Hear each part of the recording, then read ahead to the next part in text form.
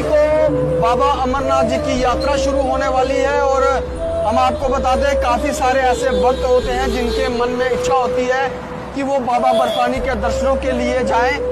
और ये बालक देख रहे हैं, ये पैदल बाबा बर्फानी के दर्शनों के लिए घर से निकल पड़े हैं। क्या नाम है आपका और कहाँ से आए हैं आप? सर मेरा नाम लकी सिंह है। मैं वाराणसी उत्तर प्रदेश काशी विश्वनाथ से ये यात्रा स्टार्ट किया सर। काशी विश्वनाथ से हैं? Yes sir. तो क्या ऐसे मन में रहा, क्या कुछ खास वजह? मन में मतलब एक ड्रीम्स था, मतलब एक सपना था कि पैदल जाने का, वो भी इतने दूर जाने का।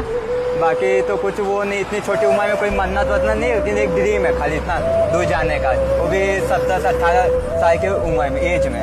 आपकी क्या उम्र है? सर मेरी लगभग 18 साल है। 18 साल उम्र है? हाँ सर। 18 साल की उम्र में पैदल घर से निकल पड़े। कितनी देर हुई घर से निकले? सर घर से मुझे लगभग 1 महीना पूरे हो गए। अच्छा। हाँ सर। कौन सी तारीख को निकले थे?